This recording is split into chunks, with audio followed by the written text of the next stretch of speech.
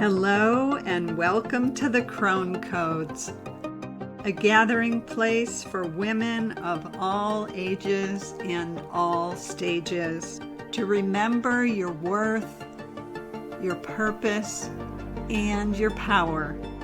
I'm your host, the creator and resident crone, Joan Advent. Hello and welcome to the Crone Codes. I am your host, creator, and resident crone, Joan Advent. And I have a treat for you today. This is going to be, I guarantee, a wild and joyful ride with my guest and my friend and my soul sister, Jenny Glick. Welcome, Jenny. Thank you, Joan. I'm so happy to be here. And I'll tell your audience that in my phone, I have you saved as Sister Joan. So I love it when you message me, Sister Joan comes up. Yay, yay, yay. So I want to share the wonder of Jenny, just the thumbnail sketch of the wonder of Jenny. So I want to share her accomplishments, her brief, she has many accomplishments, but we're condensing this down to a manageable share. But as we do this, I want to invite you, the listener, and you, Jenny, to just receive. And I do this in part because we all carry so many codes that we have gathered throughout our lifetime. And Jenny has lived quite a life in these years. And so to just receive who she is, what she's about, and just notice if those are codes that you aspire to, that you resonate with, that maybe you have in your own medicine basket. So I want to invite each of you, if you're able, to close your eyes and just receive. Jenny Glick is a retired marriage, family, sex therapist. She is a writer, a prolific writer, a torchbearer, and a change catalyst. She has over 25 years experience guiding women and men to shift out of old, unfulfilling timelines. She has an uncommon approach that has been the answer for thousands of people who are ready for rich and meaningful relationships and lives full of meaning, satisfaction, nourishment, and connection. And I would also say joy.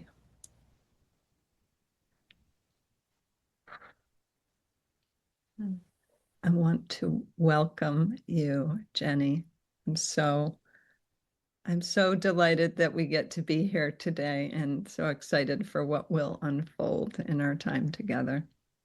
Thank you so much, Joan. And it's such a pleasure to be here. And for those of your listeners who don't know, Joan is just as delightful in real life, IRL, as she is here. And what a quality human with so much integrity. And to watch you over the last many years come into your voice more and more, back into your voice in the podcasting world and with your offerings, and to witness the coherence come from what it is that you offer has just been such a joy. So thank you for welcoming me.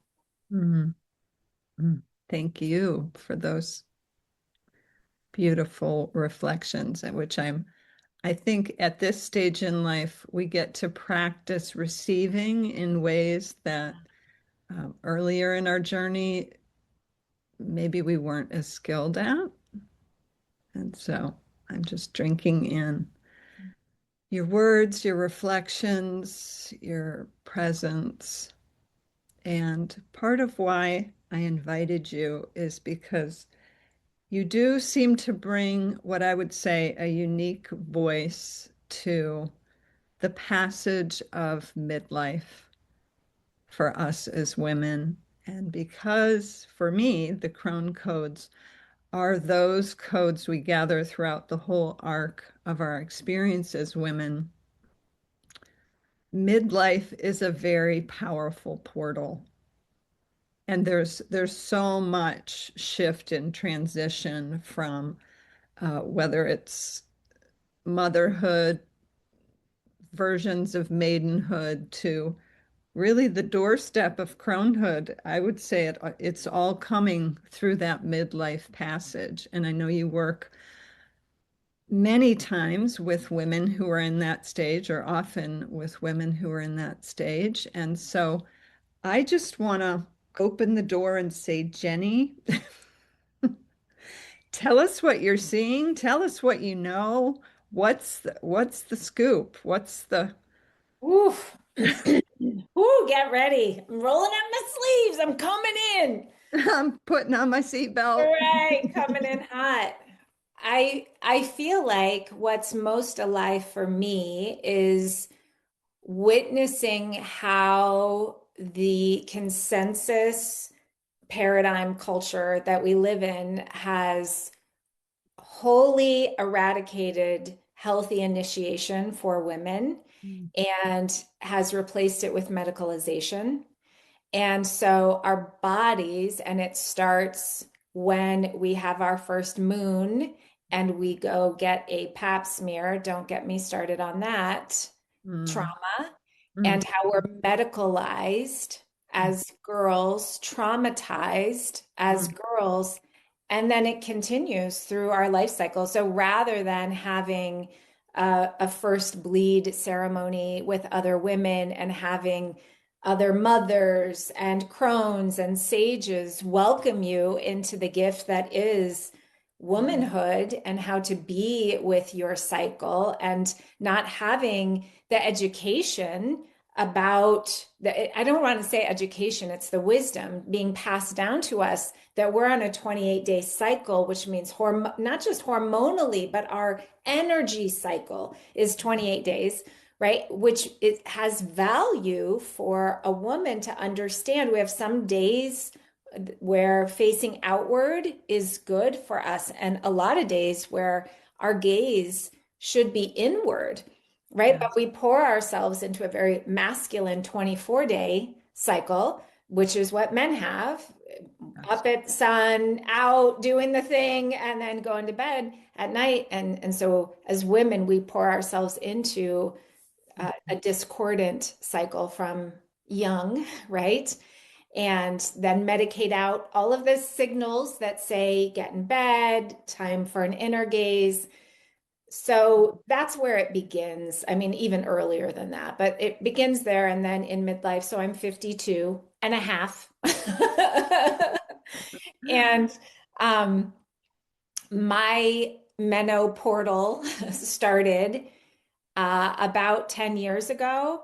Mm, And uh, what for me, I've recognized was how the dominant paradigm outside really guided me to interventions that would medicalize a stage in life that I was longing for ceremony and initiation in. And and so I feel very strongly that women get to have a lot of options, and we are guided most predominantly to medicate out our symptoms. And I'm saying that in quotes for people who don't see the visual here. When for me, the symptoms are signals and they're invitations. And so my symptoms of hot flashes and night sweats and being up at night, um, yes, there's a hormonal component to that. And it was also a signal that I was in this hustle drive. I had a boot on the back of my neck and had since I was 15. mm, And my body was saying, no more. You actually need to change how you do everything. mm, And I am a huge proponent of women following our own paths, whatever that means, whether that's exogenous hormones or whatever it is that we need to do. We are each the expert on ourselves. What I know for me, I am someone that does the uncommon. So for me, I was curious to see what happens if I really lock eyes with myself during this time. What happens if I meet my 2 a.m. wake up and ecstatic dance with her, pray with her, sob with her, grieve with her, write with her? What happens if I only sleep 3 hours, even though I run a successful online business? Like, who am I then? What is it like if I just allow this to be what it is and start adapting my life to hold this many year transition? And so that's the practice that I've taken to honor this time, and it's illuminated quite a lot for me. And Mm, it's what I do with other women, is walking them through keeping that ear to their own inner knowing, mm, because there are many experts outside of us, and we can take information from our Chinese, medicine doctor, from our conventional doctor, from our herbalist, from our own selves too, and recognizing that we are all at choice, mm, and the medicine that each of us needs is going to be very different. So what's best for Joan is not going to be best for Jenny, but I can hear the wisdom of Joan's walk and not need to adapt that to be my wisdom, but I can take that in as a pointer and to listen to what feels good for me.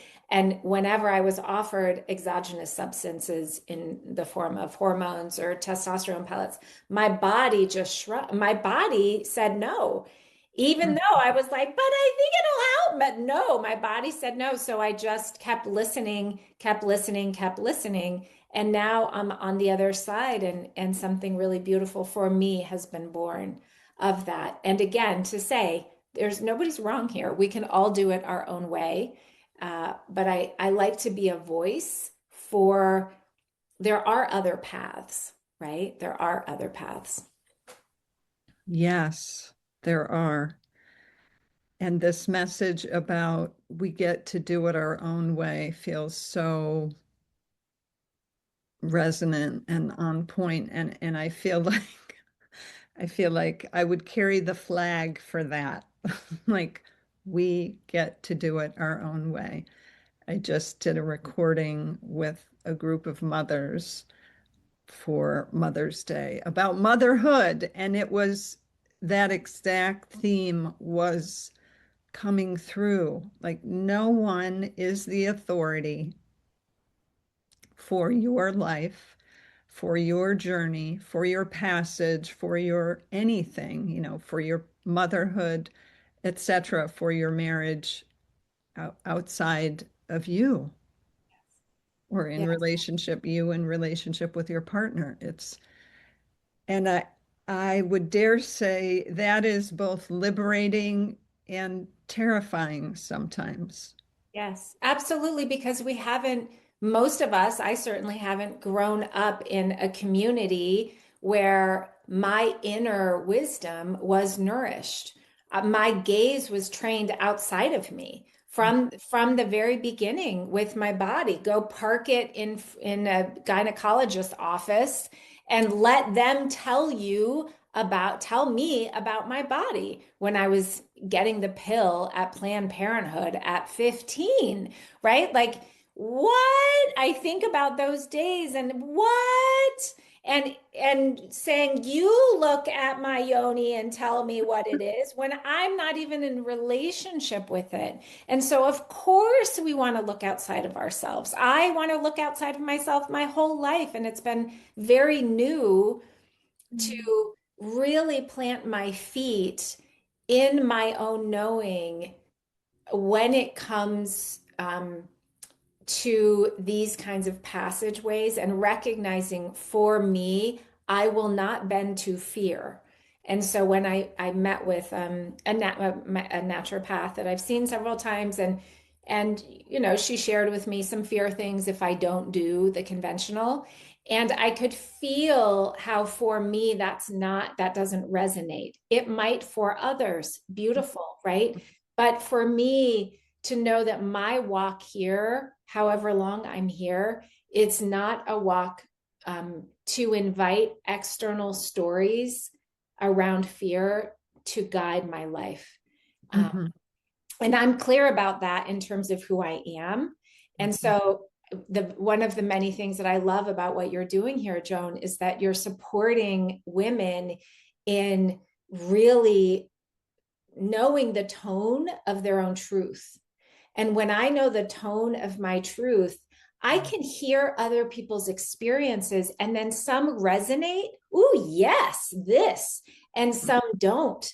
But if I don't know the tone of my truth because I've given it away to Mhm. everybody outside of me my whole life, which is often what happens for us as women, and it's often how we succeed, right? Is that, and I've done plenty of that myself where I've jumped through the hoops and I've been the good girl and I've been the successful business owner.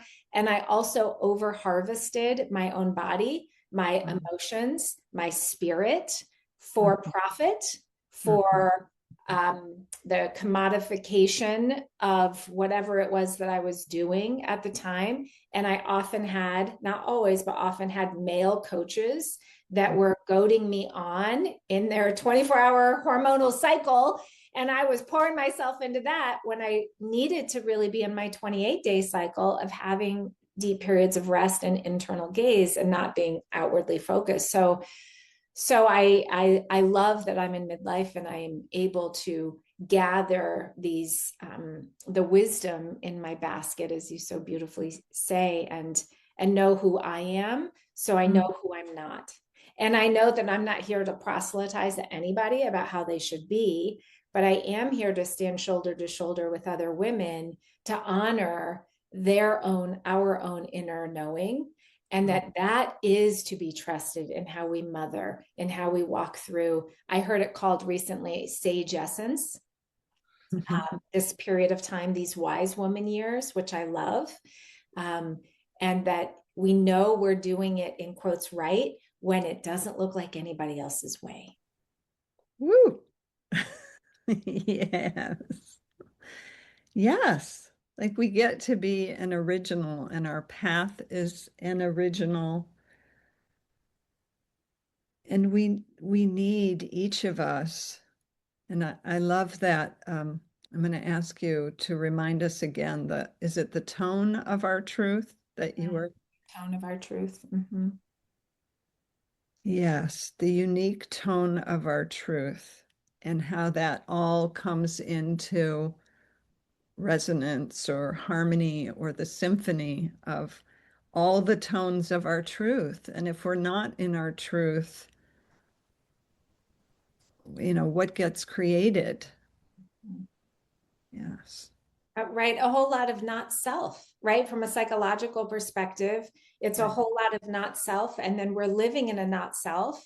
And this is what I've been doing for 25 years, is working with men and women, mostly women, who find themselves often in midlife living a not self life. I have a job, I have a relationship, I have a house, I have all the things.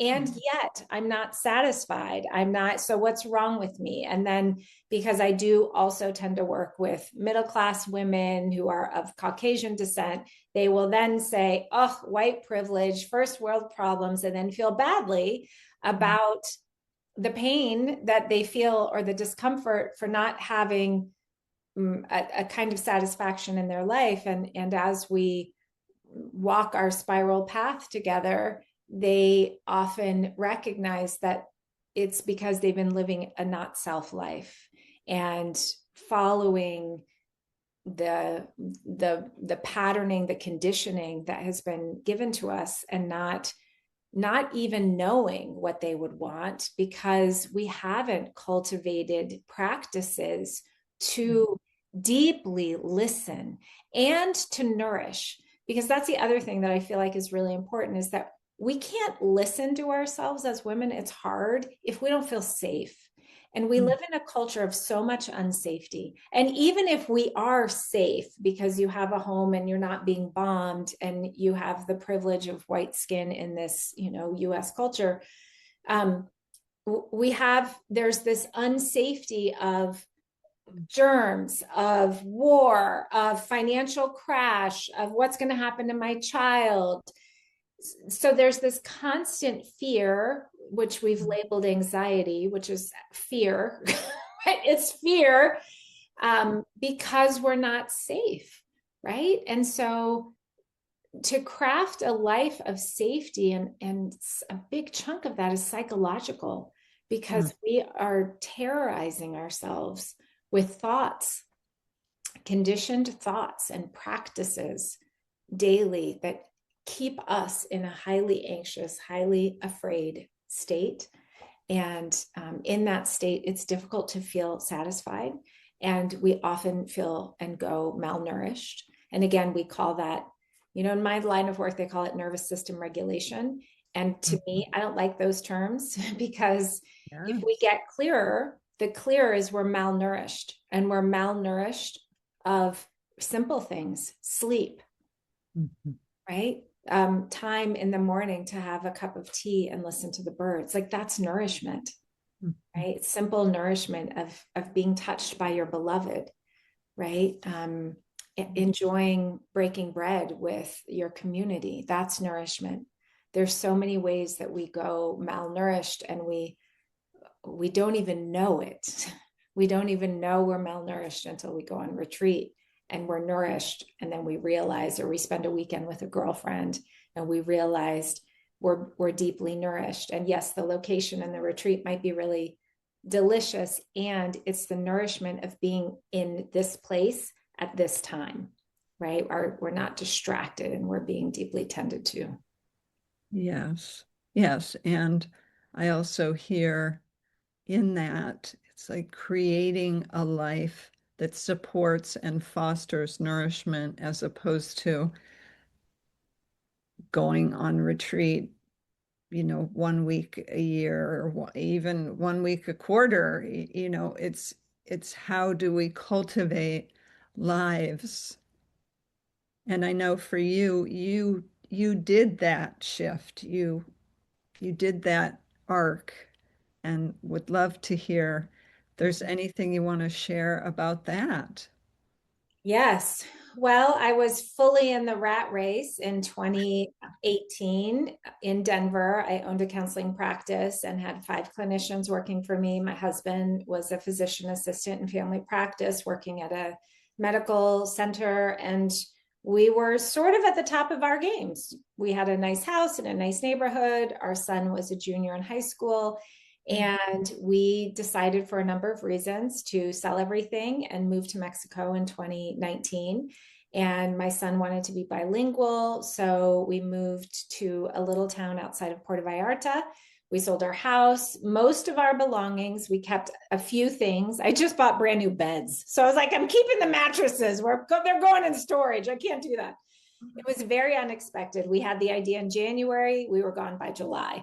And so I sold my practice. My husband retired from medicine. He was feeling so burned out after 20 years of what had become, it was his heart's call to serve people through health. And it ended up being needing to see 22 people a day and writing prescriptions. And that was not what he wanted to do. And so we left with our son and our dog, and we bought a house on the beach in Mexico. And then the 2020 happened. The world went the way that the world did.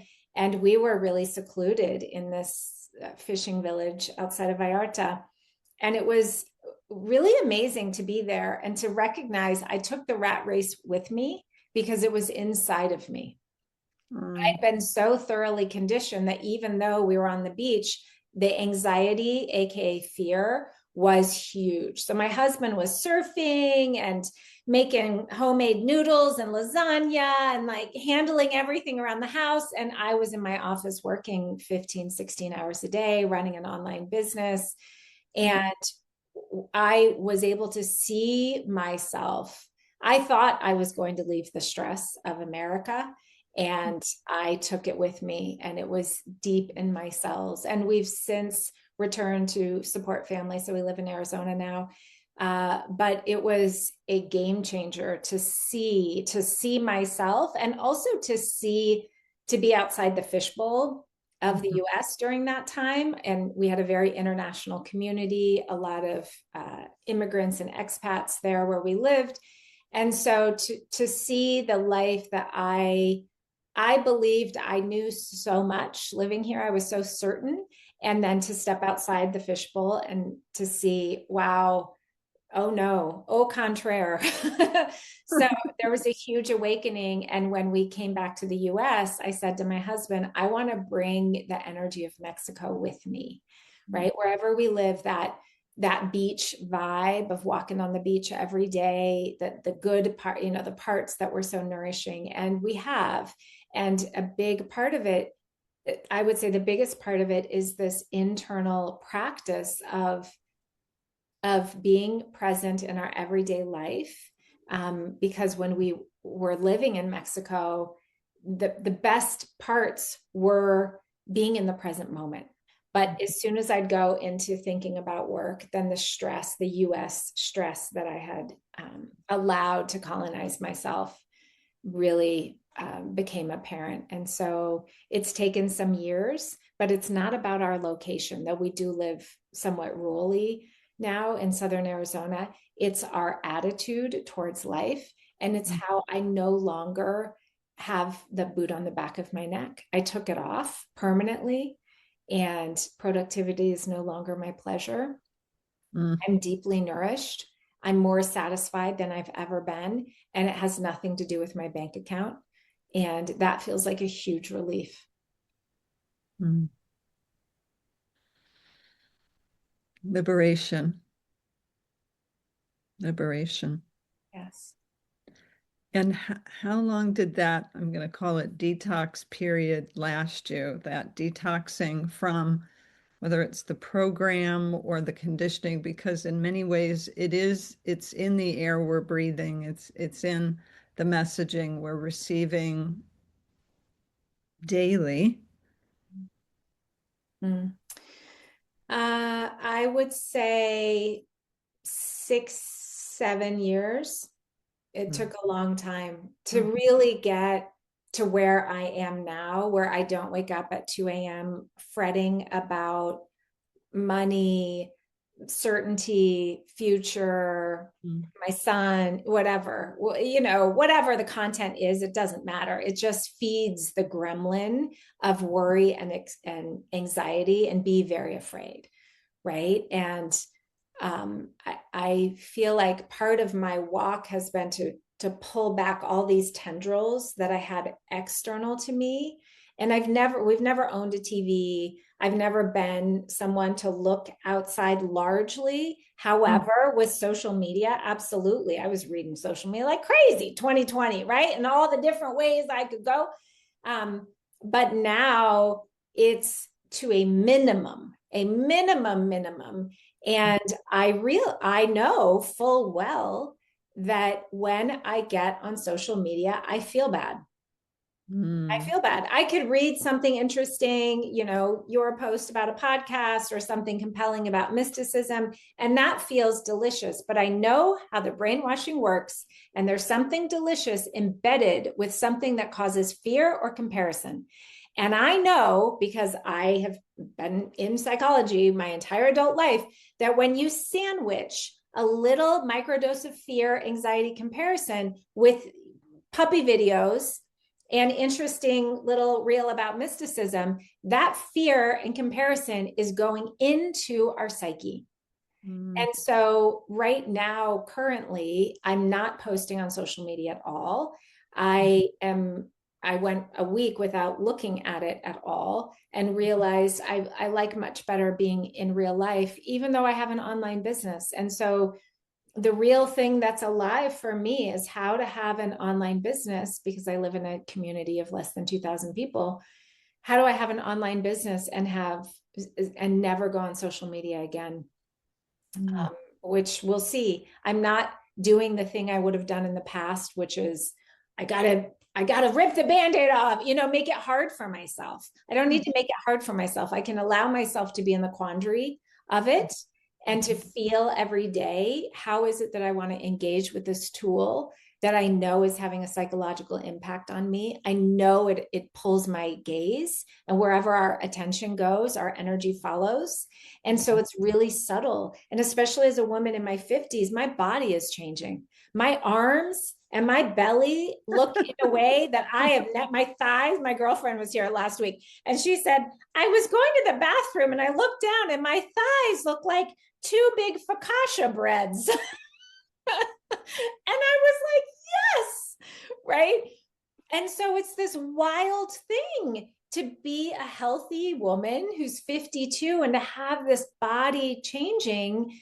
And part of the big body change is, as I have had some physical symptoms, I'm not doing what I used to do. I used to be quite athletic, and I'm not, because I can't, and because I need to tend to the soil of my body in other ways. And so my physique is really different, and how to really love it, not in the place of like, I'm gonna love my body, but that gentle, like really gently loving the doughy belly I have, right? And the doughy belly that it's like, wow, I have to pull I wear underpants now. Pants. They're not panties. No, they're like underpants that I can pull up over my belt. Like, this is a whole new thing.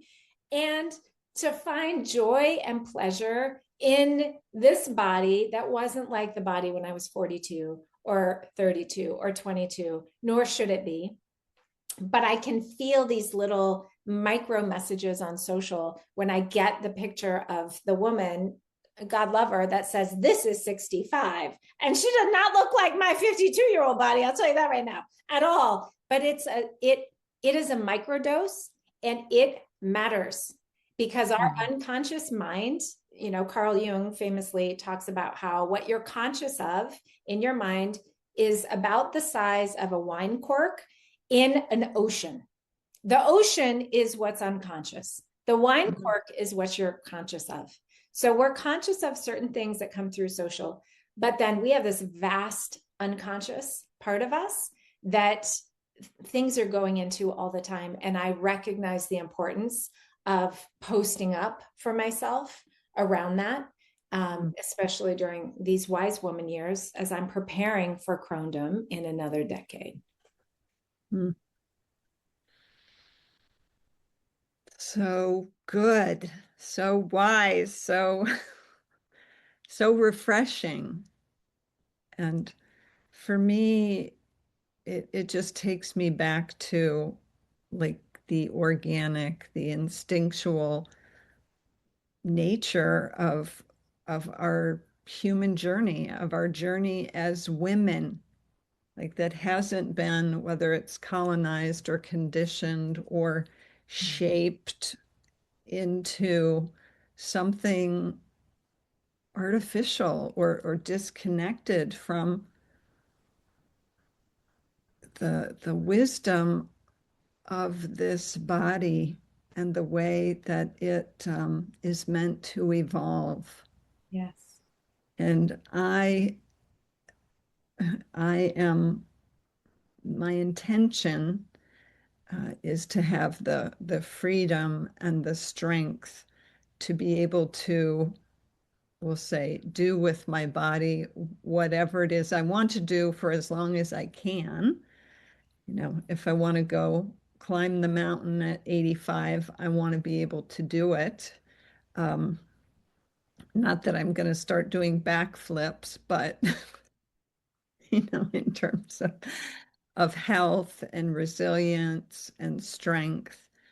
And so I have found that there is like this razor's edge of like not going into denial or suppression or coercion of the body, but also how do I maximize what I am, uh, what my body is innately able to do and be. and stay in a state of nourishment, a state of fullness. And I think for each of us, again, that is, it's a journey. It's a getting clear for ourselves, like because I'm at the phase where I am like going to the gym and doing the weight training, which for me has been an important step at this stage of life. For you, it's been really key to back off from that. And I guess I want to say something about you brought in comparison. And I know that we have walked the walk as sisters. This whole thing about really honoring honoring our sisters' journey, and not succumbing to the poison of comparison, which I think is really I don't think I don't know. I don't know. I was about to say, I was about to assert something. Maybe it's a natural thing to look and say, oh, so-and-so's doing this. Can I do that? As a little one, I think we inspire each other's growth, but to have it weaponized and to have it become this measuring stick, which women's culture can often imbue that. And do you have any insights? Do you have any thoughts? Well, and I think this is part of knowing your truth tone. So I just facilitated a retreat a couple of weeks ago, and one of the activities that we did was, rather than a timeline, we did what I call a life spiral. And so we had huge pieces of paper and lots of markers and colored pencils, and women were all outside and drawing this life spiral, because that's what it is. And to have a number of different threads of different people who come in. So your life might be purple, and you get married, and then it turns to purple and green, and then it curves here and it curves there. And so when we become women of age and we can look back and see, right, like Joan, your walk has been that this season of life is around weight training and carrying heavy things and being in your body in certain ways. And I was doing CrossFit for 10 years and, competitive weightlifting. And so that was a different season in my life, in my 20s and 30s and early 40s. And so for me, in my life spiral, to have space to do nothing is way harder than going to the gym. I'm much more comfortable lifting weights than I am not, but I wouldn't know that if I wasn't. And it's not about doing the thing that's uncomfortable, but it's about knowing your truth tone, your life spiral, and seeing how, from my perspective, we're these main characters in movies of our own lives. And we can look back and see, what is this character? What is she dancing with? She'd been dancing with voice or showing up, or how to receive pleasure or softening, or is it around becoming harder and becoming, sharper? And so we can do that as women. And when we can do that with other women and receive their mirroring the codes that they have, because then there may have been a woman in your life, Joan, that said, well, maybe weight training would be good for you. And that invitation sparked something. So it's why it is that being in relationship with other women, sisters, red thread communities with one another, we can be inspired and we can feel the invitation. And for me, I know the invitation, if something feels trembly, and if I feel a little nervous about it, like I don't know if I can not work out. When I had a coach say, maybe you're in a season of not working out, and I felt gripped with fear. And the story was, oh my gosh, I'm going to get fat. That was, if I'm truthful, that was, and then I thought, wow, okay. I physically can't do these things right now. And then I had an injury and I literally couldn't do anything. And so anything in the workout realm. And so how to partner with my body when my body is on a journey that my mind doesn't like. And my mind doesn't like it because of the external, the value that I've put on thin or strong or whatever it might be. And so I love that you tease that out, Joan, because the truth for each of us is going to be different, right? Because we're all in different seasons, but we have to know thyself. It's why those two words are so potent, to know ourselves so that we can craft a life that deeply nourishes us through our own particular seasons. Yes. Know thyself, which I think lends itself to then trusting thyself. Yes. Like knowing that you can trust what's coming from in here and within the body. Yes. And Yes. I'm struck by that, your statement, Jung's statement about the cork and our conscious awareness and the vastness. And I think not just of the subconscious mind, but I also think about the vastness of truth and reality beyond what we're able to recognize often in the moment through our conscious mind. Yes. And Yes. we were talking before we started about faith, and you've been bringing up fear quite a bit, and that juxtaposition of like how to meet uncertainty, because I think it's certainly fair to say we are more, we are in more uncertainty of times than, at least for our generations. Maybe previous generations felt similarly, on the cusp of great uncertainty, but for us, so the navigating of how do I have that sense of safety when things that I took for granted, things that I assumed would always be there, are now suddenly not there, or are falling away, or are changing before our very eyes. Mhm. So, Well, isn't that, I mean, I believe that's what life is about. We can't find our safety externally. And as long as we do, which is what most of us are very practiced at doing, I'm safe when I have the house or the money or the spouse or the job or the accolades, whatever it is.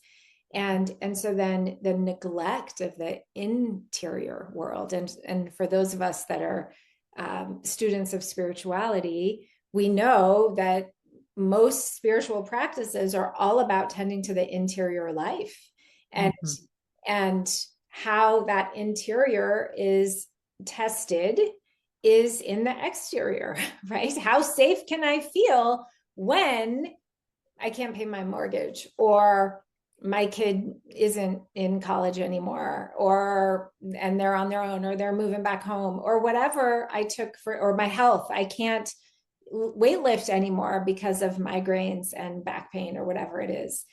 And those invitations are our modern day initiations, like the Meno-portal, sage essence that we can be in midlife as women. It's an initiation for us to locate safety in not the material world, because the material world will be uncertain and changing. And our very human self wants it to be the same so that I can feel really good. And we all get thrown on that tsunami in unexpected ways. And when we can meet it, right? John O'Donohue writes about how it is that we meet a situation, how it is that we step in with the situation, colors our experience of that situation, right? So if I meet it as this should not be happening, resistance, then I'm going to be in the anxious fear spiral. But if I meet it with that acceptance, which again, so many spiritual traditions support, that you meet life with acceptance, then I'm not going to experience the kind of friction, no matter how, in quotes, bad it seems, because it's happening because apparently it needs to happen, or else it wouldn't be happening. Need is a weird word, but it's happening, so it's happening, right? This is what's on the menu today. Right. This is what's on the menu. This is what we're meant to respond to today. And we get to have all our feelings about what's on the menu Yeah. and what we're being called to respond to. And yet that is maturity. I Mm-hmm. mean, that's what it is showing up and saying, I'm here, I'm willing, let's roll up our sleeves and see what this brings forth. And sometimes it's miracles and gifts beyond what we could ever imagine coming in the most undesirable looking package. Yes. Yes, which is another gift of midlife, is seeing that something can come that seems terrible and it's actually behind it is something really marvelous, Mhm. if we can be in this state of the what feels like nothingness, right? If we can be with the feelings, allow the grief to roll through, whatever is coming up to come up, but suspend all that judgment or reactivity that can color the situation, and stand in a kind of faith, right? That ultimately Mm. there's benevolence beneath it all, and we just haven't gotten to the end yet, right? If it's not benevolent.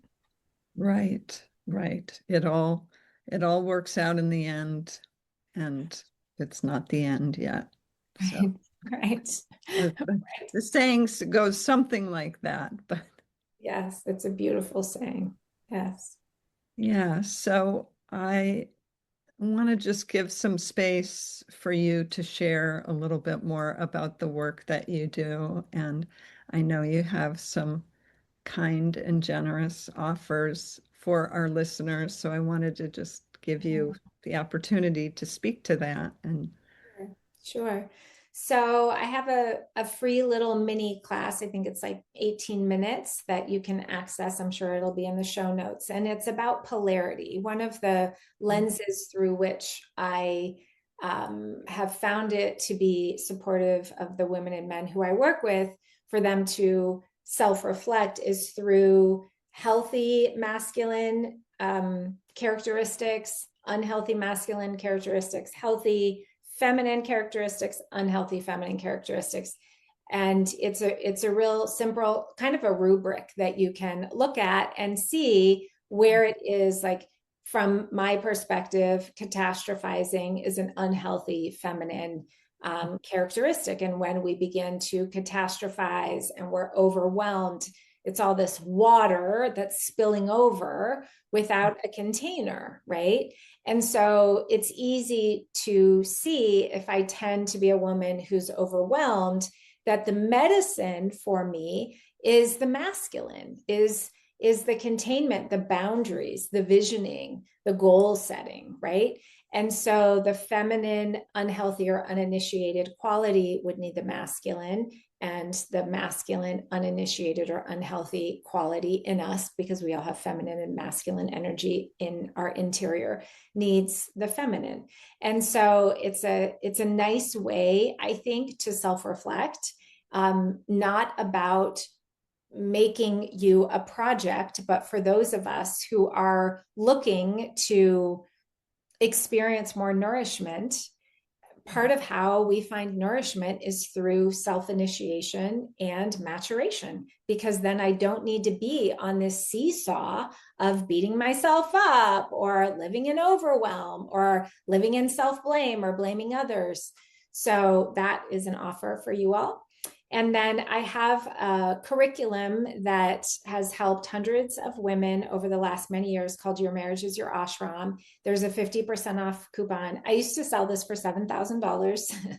And with a coupon, it's like $100 for you all. And it's a self-study course now. I used to do it one-on-one and in small group with women. And it's a beautiful opportunity for women who are in a place in their marriage where they feel like, I don't know if I should stay or go. Maybe I'm leaving, but I want to do the leaving in a way where I am going through the initiatory portal, because marriage is such a rich, I mean, it is one of the richest, that I think, in parenting and caring for an aging parent. Those are three really rich opportunities for us to initiate and to come into more maturation. So that's on offer for you. And then finally, for those who want a woman to walk shoulder to shoulder with them for some private mentoring, there is an application that you can fill out. I usually have 1 or 2 openings at any given time. I think I have 1 spot for the summer or fall. So yeah, those are the things that I'm offering to your beautiful audience. Thank you for that. So one of the pieces that you were engaged with when I first reached out to you about this conversation, I know you were doing the heroine's journey piece with your community, and specifically what got my attention was the archetype of the Mad Woman. And as we start to bring this towards some closure, I wanted to just bring in the Mad Woman and who she is and what that archetype has meant for you, for the women in your community. What can you illuminate our listeners on the Mad Woman and how to welcome her or be Yes. present or honor her? Absolutely. Thank you for the question. So I've invested the last 9 months with a group of about 25 women, and we've been walking the heroine's journey. So if you haven't read Dr. Maureen Murdoch's book, The Heroine's Journey, that was written in the late 90s and is relevant today as it was back then. It's I think I have on it your up shelf. there. Right. And I read it many years ago, decades ago. It wasn't as relevant as it is now in my life. So it's been such a joy to go through those 10 stages that Murdoch lists. And in this process, and one of the reasons why I love doing these kinds of 9 or 10-month group membership experiences, which I usually do every year, is that they changed me as well. And so we went on into the descent. That's part of any journey, as we go into the descent with the darkness and all of the myths and fairy tales. There's always the darkness, going into the forest, right? Going into the underworld. And for me, what came out of the other side was the archetype for me of the Mad Woman, and this raging, furious woman in me that was, and I can feel the tears coming as I am speaking this, filled with so much grief for the loss of innocence, for the raping of the earth and of girls, for the violence, human to human, for the mining, for just the extraction of our bodies, of our emotions, of our life force, the medicalization rather than initiation that all of us have gone through, most of us have gone through, and the grief of seeing what wasn't and never realizing that I didn't have it, right? Because I was just going along. So I never knew the grief of not having a first moon ceremony, because I didn't know that was a thing, right? Until much later in life. And so for me, the Mad Woman came up after being in the descent, and many other women in the community being in a state of fury and rage and allowing it, right? And so allowing our bodies to take us there rather than compartmentalizing it or diagnosing it, inviting the tsunami of rage that is appropriate in a culture that it's beyond violence. Once one begins to see it, you can't unsee it, and you see that it is the pandemic. That is the pandemic, and that we've been enculturated to be desensitized to it through violent entertainment.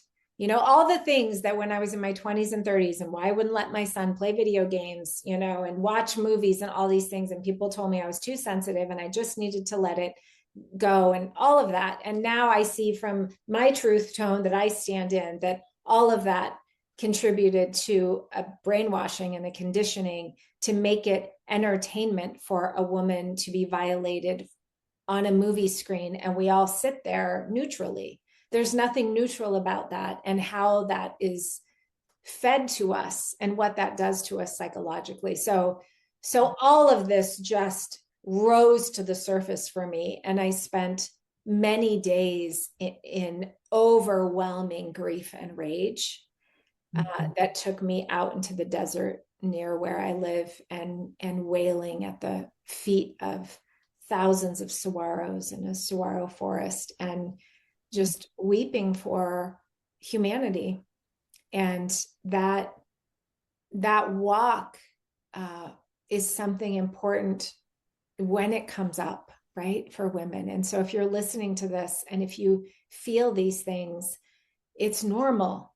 And we should be feeling these things because it's how it is that we invite a new experience, is by naming the pain, right, that we're in, and we're just really taught to numb it, right? And in part, we can't walk around in fury and grief all the time, right? We need to explore praise and celebration and joy, both of those things. But as I've nourished myself more and more, I'm more available for the grief, and that's a good thing. And that's what it is, I believe, to have healthy voltage and vitality as a woman, is I can hold the joy and the praise and also the grief and the sorrow, right? Yes. And as I understand it, we can't get to somewhere else if we're not anchored in the truth of where we are. And part of what I hear you saying is that there is a reckoning, or there is a recognition of where we truly are, that frequently unleashes the mad woman, or that she is the apt response to Yes. where we truly are. And to get to, as we're seeding, and you very powerfully are seeding those places of nourishment, joy, initiation, new possibilities. We can't, we can't put lipstick on the pig. We have to name and claim the truth of what we've really experienced, what's really going on, in order to do that. And so welcoming the mad woman when she comes, when it's our time to meet her, it's an Yes. important step. Very important. And in the body. In Yes. the body. And so I will crawl around my house like a wild hyena. My women who I work with, I'm like, is this a wild hyena moment? Like on all fours. And it's because to feel it slowly, slowly, slowly, what it's like to be in that crawl, right? And to spit and to gaze with daggers and to allow the ugly faces, because we've been so trained to not to do that and to stay pretty or cute, or don't have resting bitch face, or don't have frowny lines, or whatever it is. And so if you find yourself meeting the mad woman, drop into her and let your body be the beast and allow it to move through, and do it slowly. When we do it slowly, we get these microdoses of medicine. When we rush through it, we're often trying to get to the other side, and we don't let all of our tissues really digest the nutrient rich experience of giving ourselves this wide permission field to be furious and to grieve. And those are really important aspects of being Crohn's, because then we can be available for other women in their grief, and we don't need them to tidy it up, because we're not taken down or afraid of their big feelings. Amen. Amen. I'd say that is a great place to say, like, it's a wrap. We could talk for days, but I think we've given a lot of food for thought, a lot of nourishment for uh, just richness for nourishment. So thank you, my friend, my sister, for being Thank you. here with me and us today. Yes, and thank you to your listeners. I know how important it is to receive good nourishment and food through our ears. That's our ears and our eyes are part of our digestive system. And so I hope that this conversation has been deeply nourishing to you, listeners. And yeah, I appreciate your attention. It matters. So thank you. Mm, thank you. And I want to honor and acknowledge you as well, my listeners, and offer you the reminder, as always, that whether you are in your life making ripples or big ass waves, that you are love and you are loved. Until next time. Thank you for joining us today on the Crone Codes podcast. If you appreciated what was shared, please rate, review, subscribe, and comment wherever you get your podcasts.